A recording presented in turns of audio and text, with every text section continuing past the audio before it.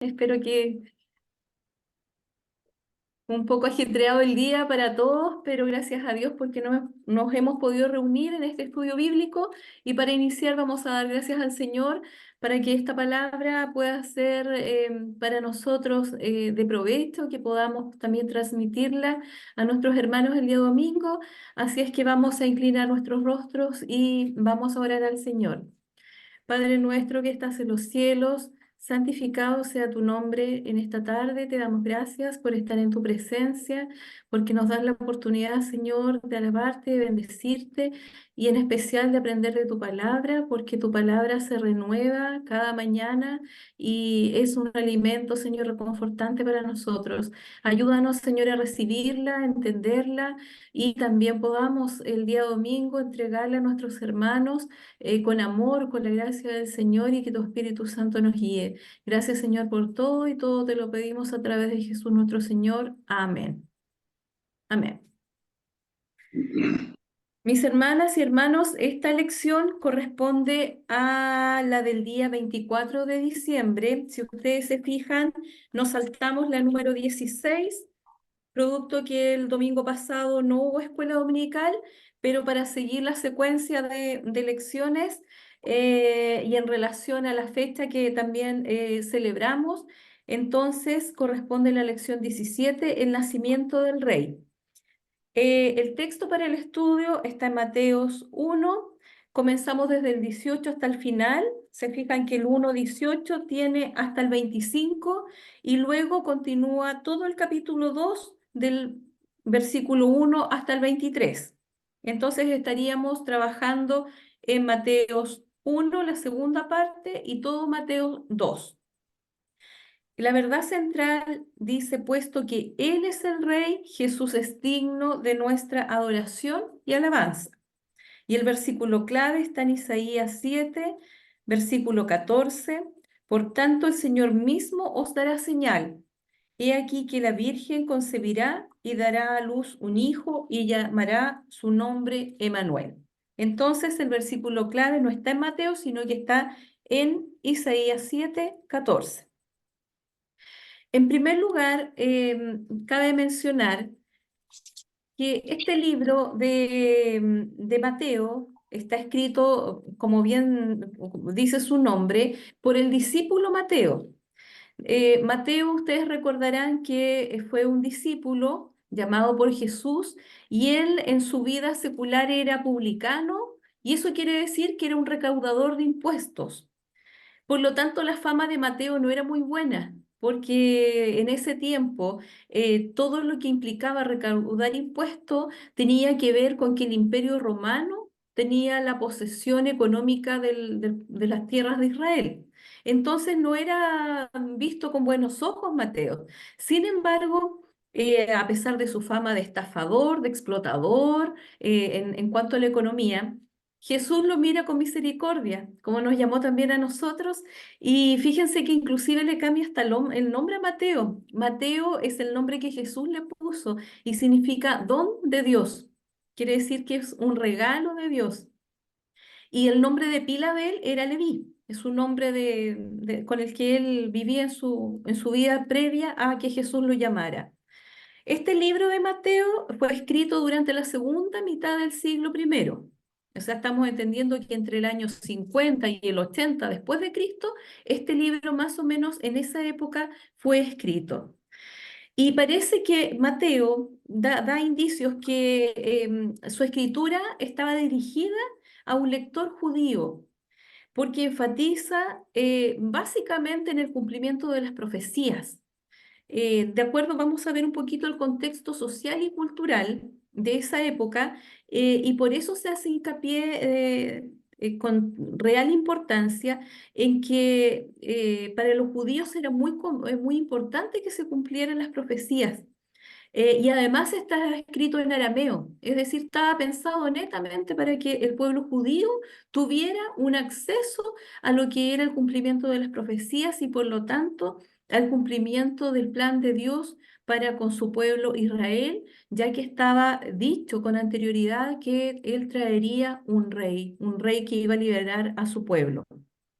¿Por qué un rey que va a liberar a su pueblo? Porque en el contexto social y cultural de esa época, ya desde el siglo séptimo, entre el siglo séptimo y el quinto antes de Cristo, el reino del norte y del sur, de los reinos que constituían toda Israel, todo el pueblo, había ya sido tomado por los asirios, el pueblo del norte, y el reino del sur había sido tomado por Babilonia. Por eso ustedes se recuerdan que Daniel se había ido, iban cautivos a Babilonia. Entonces, toda esa época el pueblo ya estaba oprimido, y por lo tanto ellos realmente esperaban a un Salvador, esperaban recuperar el reino de Dios en la tierra. Sin embargo, en esa época del nacimiento de Jesús, estaba el poder político y económico lo tenía Roma. Y si bien Roma había puesto a Herodes como gobernador de ese territorio, él había sido criado como judío. Herodes conocía exactamente lo que se venía, conocía las profecías, y por eso también vamos a ver cómo él recibe las profecías y lo que le anunciaba también a los Reyes Magos, la estrella. Por eso él se toma tan en serio también esto de lo que le anuncian los Reyes Magos. Entonces, había sido criado como judío, pero su fidelidad estaba hacia Roma. Por lo tanto, no representaba un rey para el pueblo judío. En esa época Israel enfrentaba entonces inestabilidad, inseguridad política, pero ellos mantenían la esperanza, según las profecías, que iban a venir un rey judío, y que los libertaría de esta opresión y del oprobio romano. ¿Ya? Entonces, esa es la parte más o menos del contexto social, histórico que estaba pasando en el momento en que Jesús nació. Ya, resumen entonces, el pueblo estaba oprimido por el pueblo romano, porque ya previamente había sido, ya desde el siglo VII hasta el quinto, ya habían perdido el reino del sur y del norte. Y todo esto, todo lo que el pueblo de Israel había perdido como poder, como territorio, todo también estaba ya dicho en las profecías. Entonces ahora ya nos enfocamos en las partes que trae la lección. La primera parte nos habla del rey nacido, y esta primera parte tiene un enfoque hacia el nacimiento sobrenatural de Jesús a través del Espíritu Santo, pero siempre basado, hermanos, en el cumplimiento de de la profecía. Mateo enfatiza 9 veces la frase para que se cumpliese la profecía. ¿Por qué era tan importante esto? Porque el cumplimiento de la profecía, el anuncio de un Cristo, de un Salvador, era clave para que el pueblo de Israel aceptara al Señor también como su rey. Entonces, Mateo hace esta salvedad muchas veces en decir para que se cumpliese la profecía. Toda la primera parte en Mateo 1, tiene relación desde el 18 al 25, menciona varias veces esto de que era cumplimiento de la palabra del Señor. Ahora, fíjense que esta parte de que iba a ser concebido por el Espíritu Santo en base al cumplimiento de la profecía, ahora, ¿cómo nosotros, qué importancia tiene para nosotros que la palabra profética se cumpla? Para el que tiene que trascender, si bien es cierto, vamos a hacer hincapié en el compartir la palabra sobre la importancia y el nacimiento milagroso, divino, a través del Espíritu Santo, utilizando una mujer, donde también el contexto de José, que la tenía que desposar, que para él iba a ser muy difícil, porque no la había tomado por mujer, donde el ángel le tuvo que también anunciar y decir esto es obra del Señor, y que también estaba en base a la profecía. Aquí también vemos una elección de un José muy especial. Este varón que Dios usó tiene que haber tenido cualidades también muy espirituales, porque otro hombre en su lugar, y fue el primer pensamiento de él, que tenía que dejar a María, pero tampoco él quería deshonrarla y dejarla así, sino que lo iba a hacer secretamente, dice la palabra del Señor. pero en esto el ángel se acerca a él y le dice que no, que él tiene que asumir también esta responsabilidad con María y de hacerse cargo del Señor que iba a ser el Salvador. Y todo esto es obviamente fortalecido porque dice que es palabra de profecía. Y como el pueblo judío esperaba tanto a su Salvador, entonces José fue un hombre temeroso de Dios y aceptó este mandato, y finalmente ellos se van, porque también después cuando ya pasa lo de Herodes, ellos salen desde Belén, se van a Egipto, después vuelven a otra tierra, a Galilea, a Nazaret, y por lo tanto ellos obedecen todo este plan que Dios traza para ellos. Entonces, nosotros podríamos preguntarnos el domingo para nuestros hermanos en qué ayuda la palabra profética de la Biblia, en qué nos aporta a nosotros también como cristianos. En ese momento a José tuvo un aporte de fe, de creencia.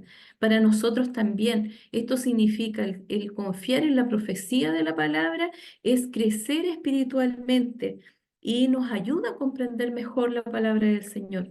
Para José fue esencial la palabra profética que le da el ángel, porque si no hubiese estado esa palabra profética, a José le hubiera costado mucho más asumir esta responsabilidad.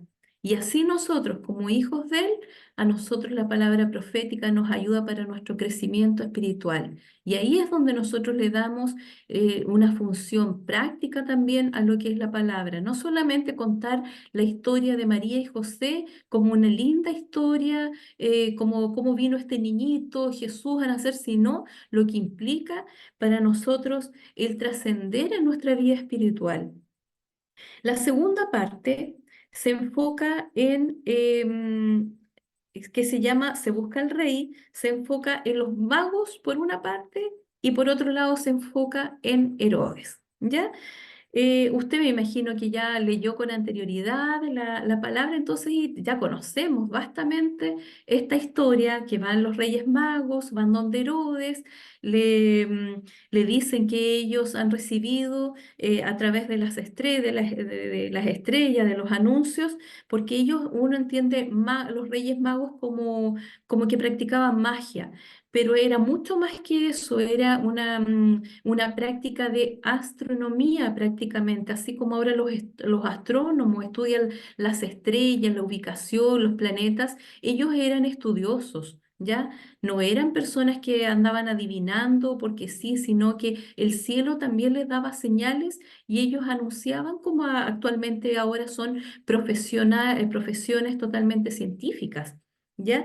Entonces estos sabios del Oriente eran muy respetados, como dice ahí la lección, y dice que en primer lugar el rey es buscado por estos sabios del Oriente, pero también es buscado para destruirlo. Entonces tenemos dos enfoques de la búsqueda de Jesús. Y ahí nosotros también tenemos que hacer una parte práctica. ¿Para qué buscamos a Jesús? ¿O quiénes están buscando a Jesús? ¿Para qué lo buscan? En este caso, los magos representaban una visión respecto a una visión más espiritual. Ellos se dejaron guiar por la estrella para encontrar a Jesús. Ese es como el enfoque que les da esta lección a los Reyes Magos. Entonces ellos a través de la estrella que puso también milagrosamente Dios y que les guió, eso les guió para encontrar a Jesús. Entonces tenemos un aspecto espiritual, pero también tenemos la otra área que representa Herodes. Él representa la crueldad, representa el impedimento para que otros conozcan a Jesús. Entonces, en esto, nosotros vamos a ver que a través de la historia de Jesús han habido dos líneas, por decirlo así. La línea de los Reyes Magos, los que tratan de impulsar la búsqueda de Jesús a través de la estrella, que podríamos nosotros llamarla el Espíritu Santo, que es nuestro guía en este caso, que es la luz. Y por otro lado, quienes se oponen a que nosotros encontremos a Jesús. Entonces también podemos darle este enfoque práctico en nuestras vidas cotidianas. para que nuestros hermanos el día domingo puedan también visualizar no solamente, como decía, una historia de reyes magos, de un rey malo, sino el enfoque espiritual. ¿Qué estamos usando nosotros para guiar a otros a encontrar a Jesús? Fíjense que en la palabra del Señor dice que somos la luz del mundo. Y así como la estrella guió a los Reyes Magos, en este caso el Señor nos está usando a nosotros como instrumentos para que seamos luz del mundo, para que seamos estrellas en el mundo y otros puedan también encontrar a Jesús. Y ojalá que no seamos piedra de tropiezo como Herodes y que seamos impedimento para que otros lleguen a Jesús. Fíjense lo lindo de la lección, lo práctico que puede ser encontrarle un significado al rol que tienen los magos y que tiene Herodes. Y en la tercera parte se enfoca en el rey es adorado. En primer lugar, habla de nuevo la estrella que los guió y esta intervención soberana del creador tenía entonces el objetivo de encontrar al rey, ¿ya?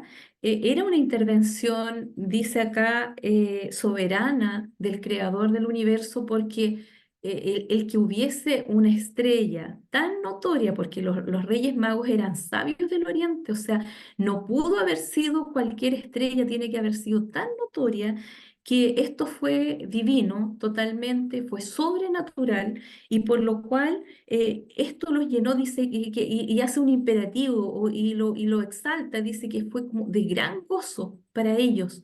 ¿Cómo sería la importancia que ellos encontraron en esa estrella que para ellos significó un gran gozo haberla encontrado? También significa en esta parte, en la tercera parte, regalos para el Rey de Reyes. También se enfoca esta parte en la adoración, en los regalos que recibe el Rey de Reyes, los regalos que recibe nuestro Señor. Y nosotros siempre a veces hemos hecho programas de Navidad con los niños, adultos, y donde cada rey mago le lleva, le lleva incienso, otro le lleva mirra, otro le lleva oro, y a veces no nos percatamos en qué significan estos tres elementos que llevan los reyes magos, cuál es el significado, cuál es el simbolismo que tiene para nosotros en la vida espiritual estos elementos. Fíjense que el incienso aborda el aspecto de deidad de Dios, deidad, es decir, su divinidad. Antiguamente el incienso es una resina aromática, se saca de árboles o de animales, se hacía de distintas especies y se utilizaba antiguamente para realizar una conexión con los dioses. Entonces, culturalmente, el incienso ya era utilizado como un acercamiento a los dioses. Por lo tanto, por eso representa la deidad o la divinidad de Jesucristo. ¿Ya? Ese es el símbolo del incienso.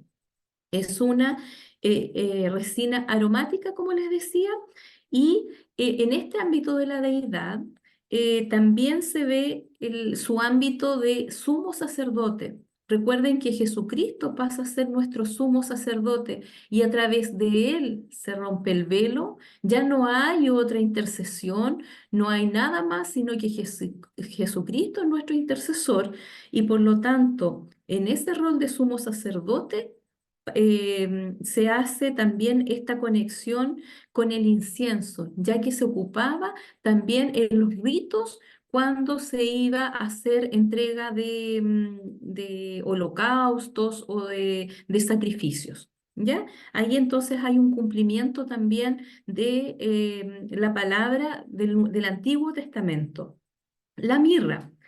La mirra también es una resina de árbol y es una resina aromática. Fíjense que en ambos casos el incienso y la mirra son esencias aromáticas. También nos está hablando de un buen olor, ¿ya? Es decir, que hay atracción, porque los buenos olores obviamente a nosotros nos atraen, tenemos un olfato que se dirige hacia los buenos olores y por lo tanto Jesús también iba a ser atrayente para el mundo.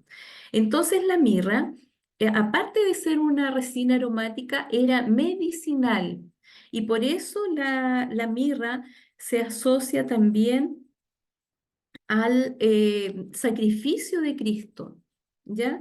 Dice que es de color pardo rojiza. Con esto también estamos asociando a la muerte de Cristo y a su sacrificio a través de sangre, ¿ya? Entonces también ahí hay una relación de la mirra.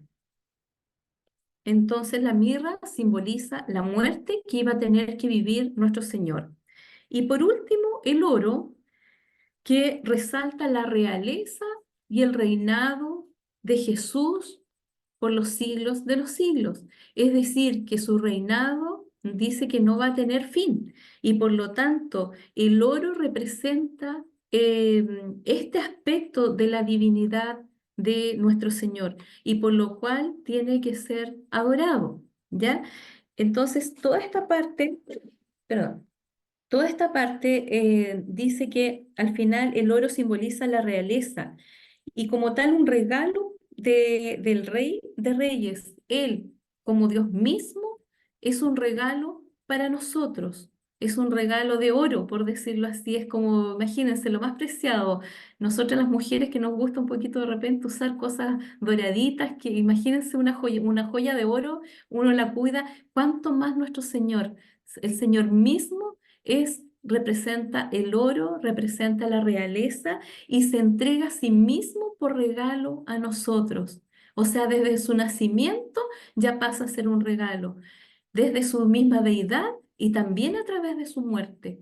Entonces tenemos que considerarlo en todo el trayecto que implica el plan de salvación, porque no podemos olvidar que el nacimiento de Cristo está inserto en el plan de salvación.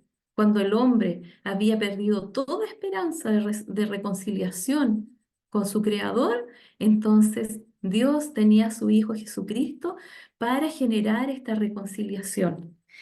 Ahora, en la providencia de Dios, dice, estos obsequios habrían provisto para el viaje de la familia a Egipto y su vida allí como refugiados.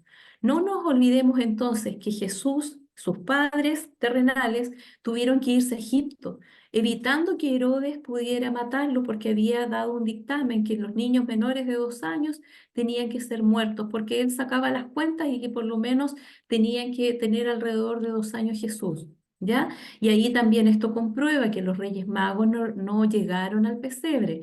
Mateo habla de la casa, ya hasta que también es algo importante que debemos considerar. Los Reyes Magos no llegaron simultáneamente con los pastores, ya los pastores llegaron al establo y los Reyes Magos llegaron a una casa posterior y donde más o menos por el cálculo el niño Jesús debe haber tenido alrededor de unos 2 años. Em, Ahí dice entonces, em, como lo decía, también la ida a Egipto, fíjense cómo también representa, igual que el pueblo de Israel, cuando tuvo que irse a Egipto, tuvo que perder también su libertad, irse como esclavo. Acá dice que tuvo que irse a Egipto los padres de Jesús y después tuvieron que volver. Pero fíjense que en esa ida a Egipto el Señor les proveyó, porque con esos regalos que fueron también imagínense, tener oro, tener incienso y tener mirra, eso les permitió también tener una provisión material para ser sustentados durante esa época que ellos estuvieron en Egipto. Entonces, se dan cuenta como todo calza en el sentido de que Dios proveyó desde lo espiritual, todo lo que significaba espiritualmente el oro, el incienso y la mirra, pero también significaba una provisión material. Finalmente, la historia de la Navidad dice, nos desafía a responder, ¿qué haré yo con Jesús? Herodes lo rechazó y también evitó que otros lo conocieran, que otros lo aceptaran. Pero los Reyes Magos lo buscaron, se regocijaron al encontrarlo, lo adoraron y le dieron lo mejor de sí mismos. Ahora, esa es la invitación a que cada uno de nuestros hermanos de nuestras clases también tengan esa proyección. ¿En qué lado estamos? En el lado que hacemos con nuestras propias vidas, con esa estrella que a lo mejor nos está alumbrando, ¿estamos alejando a Jesús de que otros lo conozcan? O si somos como los Reyes Magos, que estamos haciendo que esa estrella se vea muy bien y que sea deseable y que produzca gran gozo para que otros también conozcan a Cristo? Ahí entonces está la gran pregunta, la invitación que podemos nosotros hacerle a nuestros hermanos de las clases en la escuela dominical del domingo. Entonces ahora con este tema tenemos una buena oportunidad de hablar de Jesús. Fíjense que no solamente el domingo, podemos conversarlo en la casa, conversarlo con algunos de nuestros amigos a propósito de los Reyes Magos, que tanto se habla de los regalos que recibió Jesús. Son temas que a veces se conversan, pero ahora nosotros tenemos un enfoque espiritual también para poder mostrar a Cristo. Hermanos, este ha sido más o menos el resumen de la palabra que vamos a compartir. Así es que vamos a orar y luego va a quedar nuestro pastor con el estudio. Oremos al Señor. Padre nuestro que estás en los cielos, una vez más te agradecemos por la palabra que tú nos das. Gracias, Señor, por su riqueza, por su valor. Gracias por haber venido a este mundo con este plan maravilloso, Señor, de encontrarte y de que ahora nosotros seamos, Señor, esa estrella para poder guiar a otros y que te conozcan. Gracias porque tú te revelas a través de tu palabra, porque tus profecías se cumplen fielmente y así va a ser hasta el final cuando tú vengas por segunda vez y seas el Rey de Reyes y Señor de Señores en este mundo. Gracias por todo y guíanos, Señor, en poder también transmitir de la mejor forma esta palabra. Todo te lo agradecemos a través de Jesús nuestro Señor. Amén. Amén. Amén. Mi pastor está por ahí. Ahí está.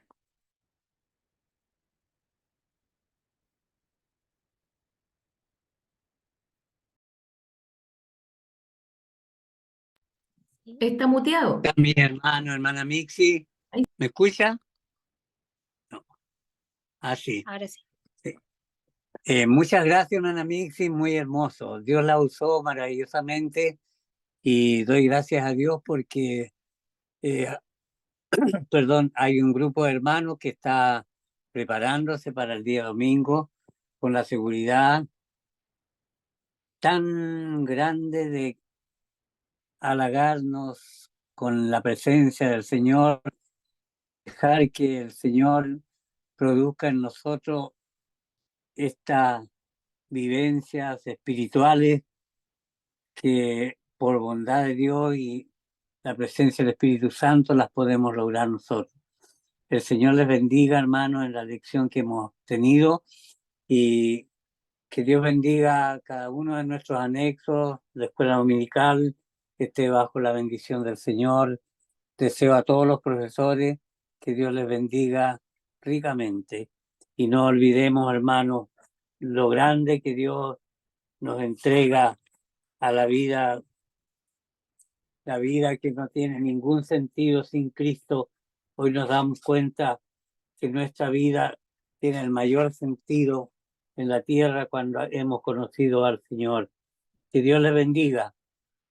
Y puesto que Él es nuestro Rey y nuestro Salvador, debe ser digno ahora el 24, el domingo, con una adoración especial para Él. Que Dios les bendiga a todos mis hermanos que van a cantar, van a dar testimonio de lo que Dios ha hecho en su vida. Vamos a dar gracias a Dios y despedir este servicio en el nombre del Señor. Padre, gracias por mi hermana Mixi, que tú la has usado. Gracias, Señor, por tu palabra, que sin duda es una inspiración bendita, divina, y que nos inspira a todos, Señor, y nos da regocijo, porque no solo es la palabra, sino que tu presencia en nosotros se hace tan real, la palabra que cobra una espiritualidad que nos hace vivos, Señor, el proceso tan grande del nacimiento de Jesús. Y nos remontamos a años tan largos. Sin embargo, sentimos hoy que tú eres el mismo ayer y hoy y por los siglos, el mismo Rey que nos espera, Señor. Ahora, Padre, cada profesor esté bajo la bendición tuya y nos ayude para que en cada anexo esté la presencia tuya confirmando tu divina palabra, Señor. Todo te lo pedimos, Padre, en el santo nombre de Jesús, nuestro Salvador. Amén. Que Dios le bendiga, hermano.